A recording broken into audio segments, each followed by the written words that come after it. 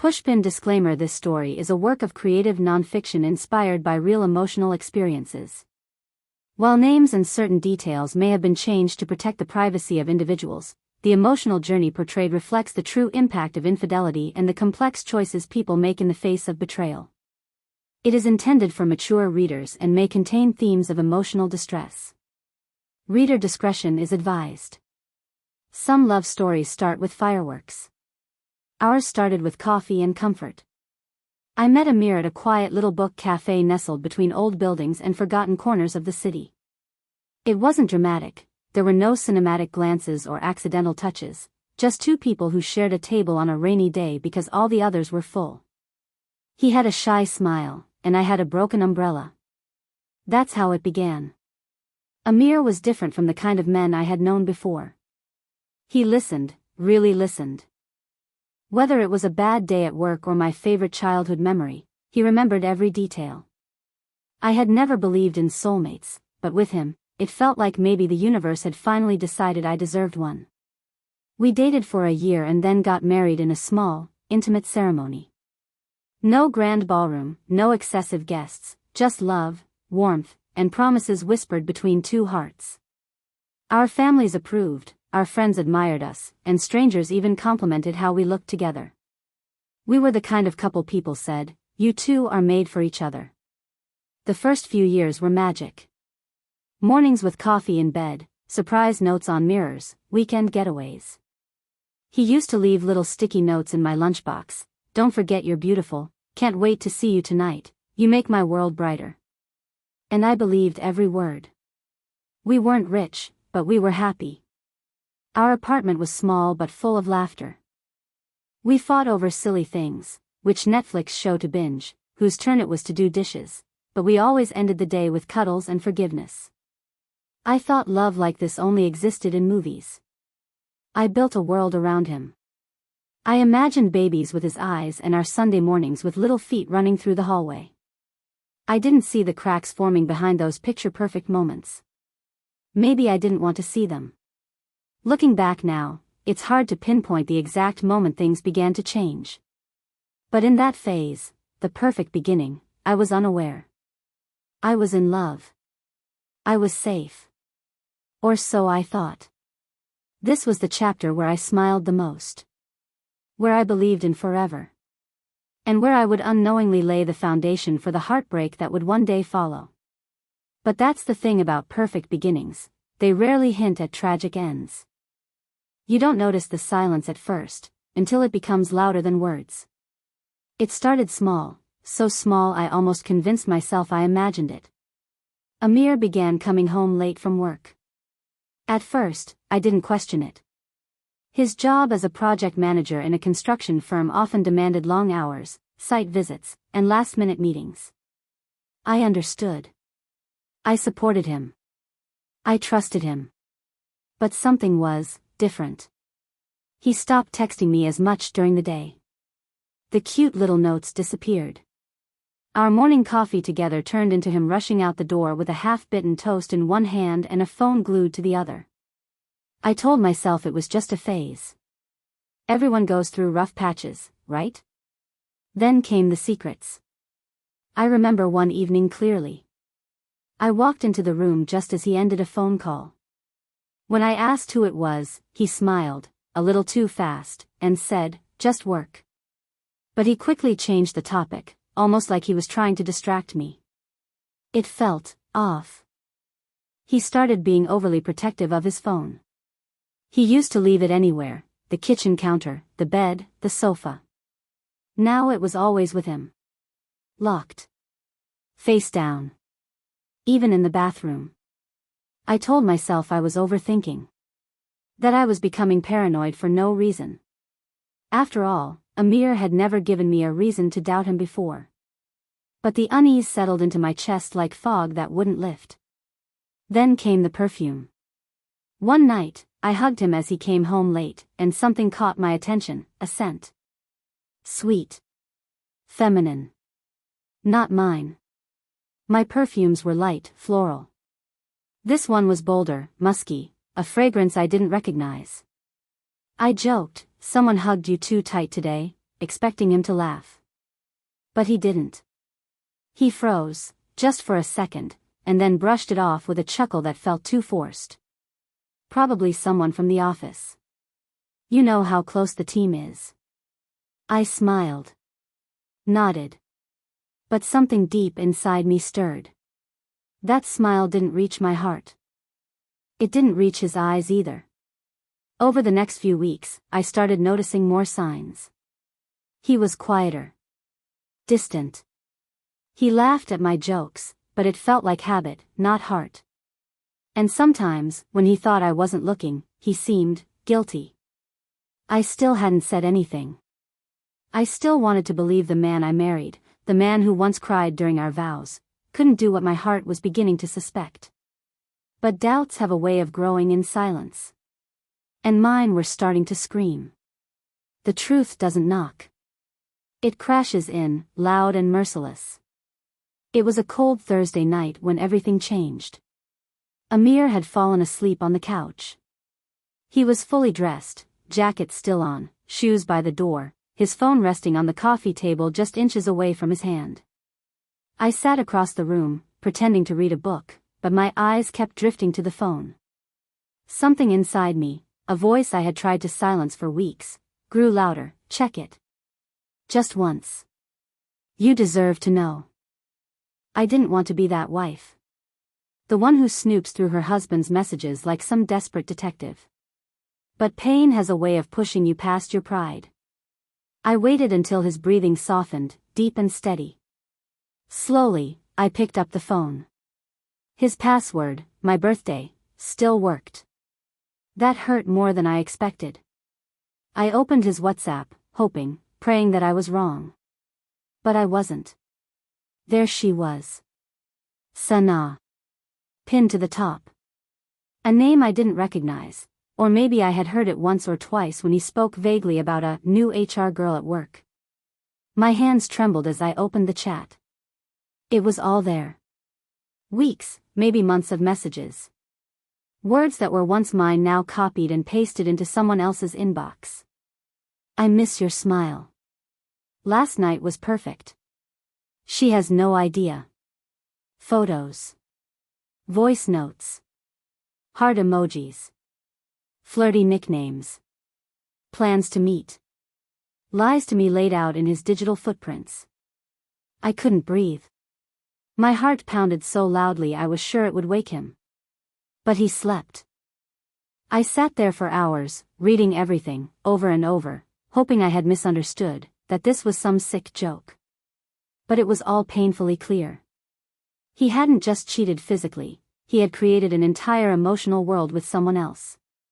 A world I wasn't part of.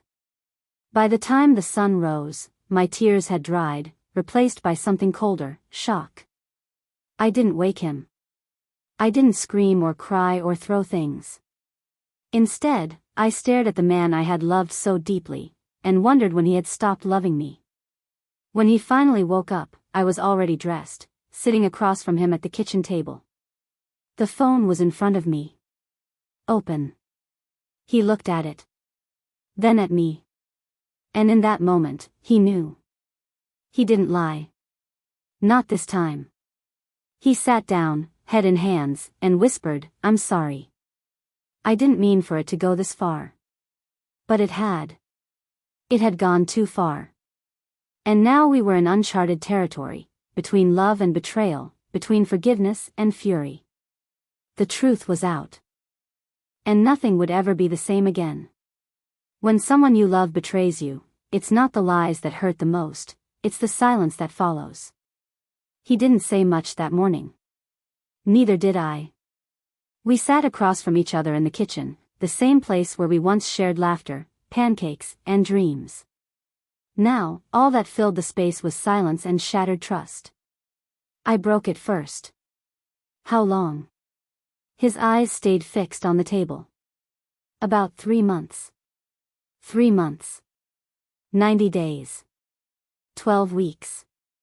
I had been sleeping beside a stranger for 3 months, pouring love into a man who was giving his heart to someone else. "Do you love her?"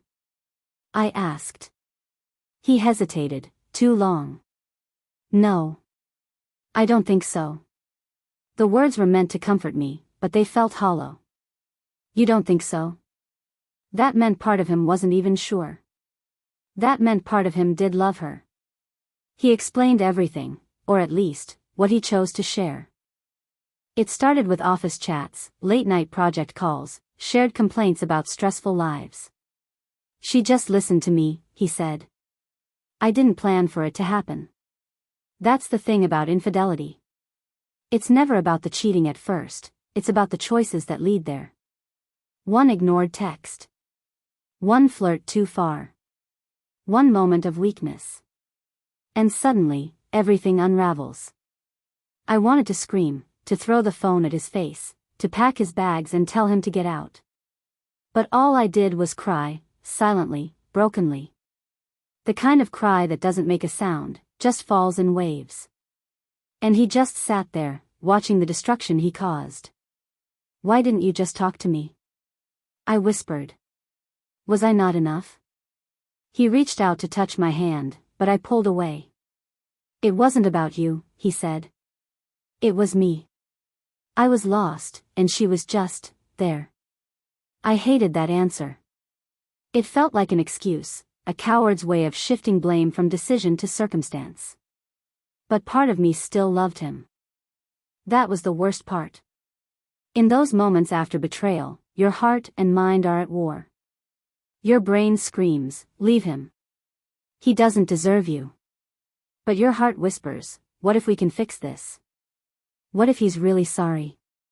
I didn't have answers that day. All I had were questions. Could I forgive this? Could I ever trust him again? Was love really enough? He begged me not to make any decisions right away. Let's go to therapy, he said. Let me make it right.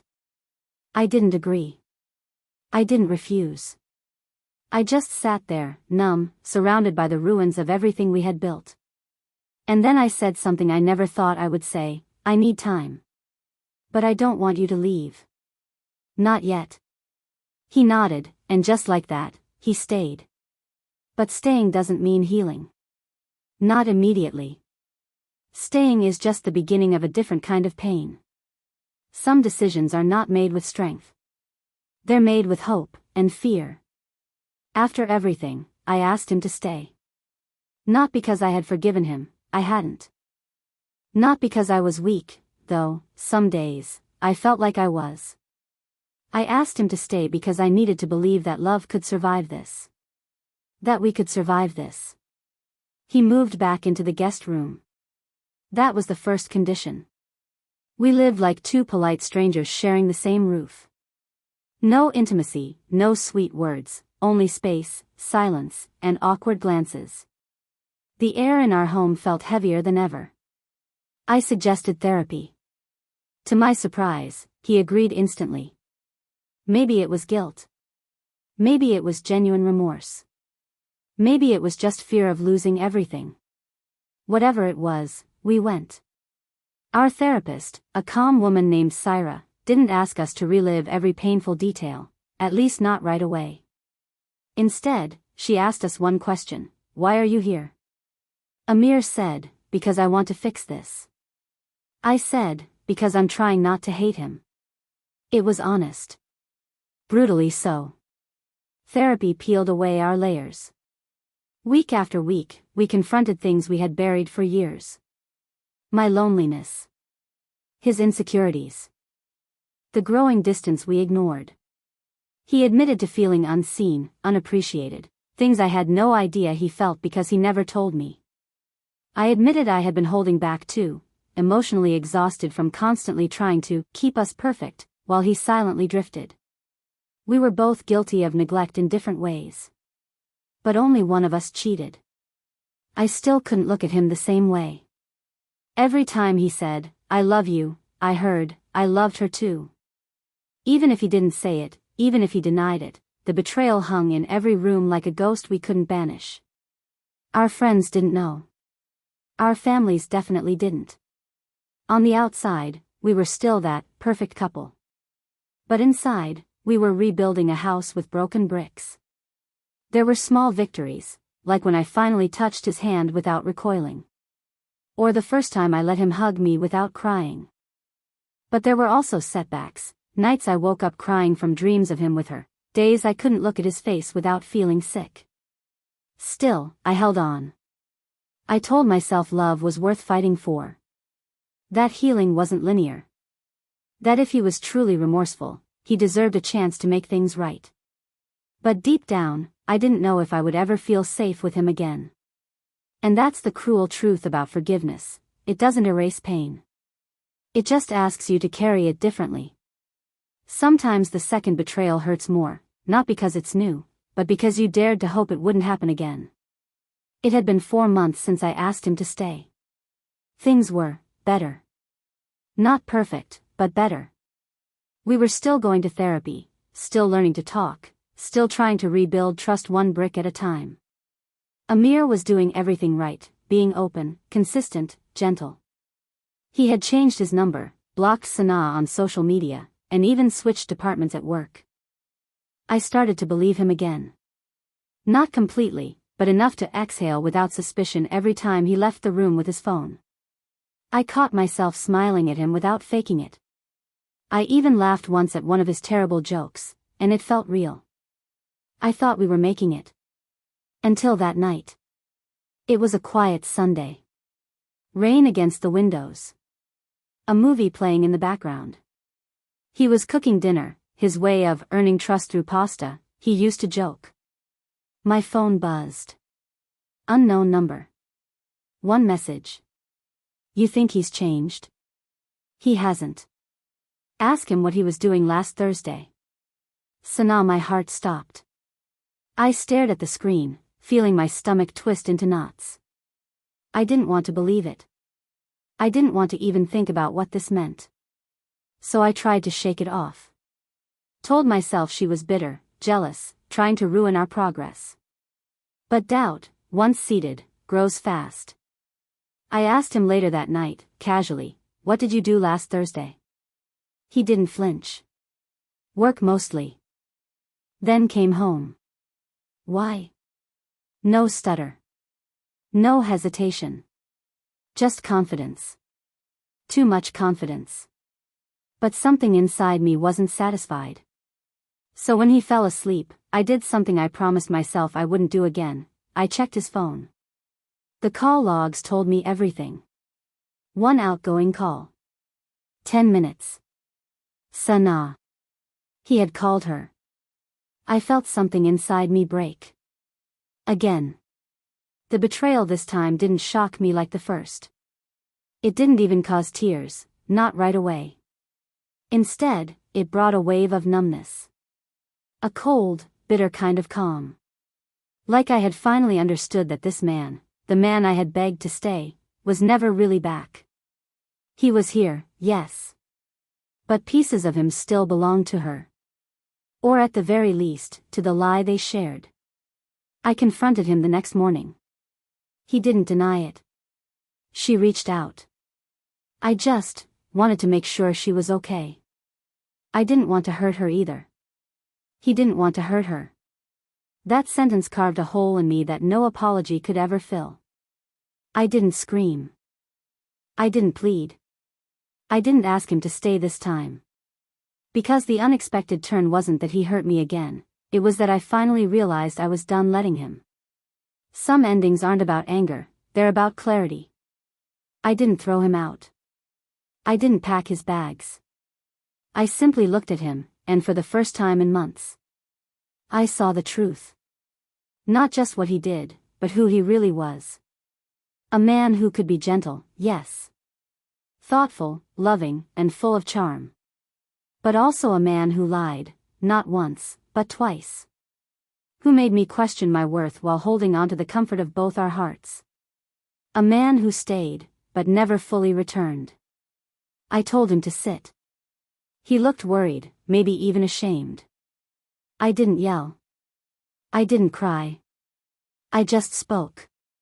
You said you wanted to make things right. But that only works if you let go of what broke it in the first place. He opened his mouth to speak, to explain, maybe to apologize again, but I held up my hand. I'm not angry, I said. I'm just done. He stared at me for a long time. Do you want me to leave? I took a breath. My hands were steady this time. My voice didn't shake. Yes. I do. There was no dramatic scene. No slamming doors or screaming down the hallway. He nodded, almost as if he'd known this moment was coming all along. He quietly packed a small bag, not everything, just enough. We agreed he'd come back another day to collect the rest. Before he walked out, he turned to me and asked, "Do you still love me?" I thought about it. About the way he used to hold my hand in traffic. The way he'd dance in the kitchen when he thought I wasn't watching. The way he cried when I said yes to his proposal. Yes, I said honestly. But that love isn't enough anymore. He nodded. His eyes welled up, but he didn't cry. He just whispered, "I'm sorry," and closed the door behind him. And just like that, he was gone. Not forever, not yet, but the version of him I had clung to, that was gone. The apartment felt strange without him. Empty, but in a peaceful way. Like a wound that had stopped bleeding and was finally starting to heal. I poured myself a cup of tea. Sat on the same couch where the truth once shattered me. And I breathed. It wasn't victory. It wasn't relief. But it was something stronger, peace. The kind that only comes when you choose yourself. Healing isn't about forgetting. It's about remembering, and no longer breaking. It's been 9 months since he left. Some mornings, I still wake up and reach across the bed, forgetting there's no one there. Other days, I feel light, like I've finally removed a heavy coat I didn't realize I was wearing for too long. Grief doesn't move in straight lines. It spirals, circles back, surprises you on a quiet afternoon when you hear a song or pass by his favorite coffee place. But slowly, the ache loses its sharp edges. I started doing things for me again. I painted for the first time in years. I reconnected with friends I had drifted away from during our marriage. I took myself out for dinner, sat by a window, and read a book without checking my phone. I traveled alone, a weekend by the sea, where I let the waves carry away my pain, piece by piece. Healing didn't come from one grand moment. It came from small ones. From choosing not to text him when I missed him. From deleting the photos one by one, letting go of what we used to be. From learning to love the quiet, not fear it. Syra, our therapist, became my therapist. She helped me understand something important. What happened wasn't my fault. I wasn't too much or not enough. He made a choice. And now, so had I. Forgiveness came too, not because he asked for it again, but because I needed to be free of the weight. I forgave him, not for his peace, but for mine. He reached out once, a short message, "I hope you're okay. I think about you often." I didn't reply. Not because I hate him. But because I finally love myself more. Now, when people ask if I'm single, I smile. Not with sadness. With strength. Because I'm not waiting to be chosen anymore. I choose me. Every single day. And maybe someday, I'll fall in love again, the kind of love that doesn't come with doubt or conditions. But for now, I'm exactly where I need to be. Not broken. Not bitter. Just whole. 3.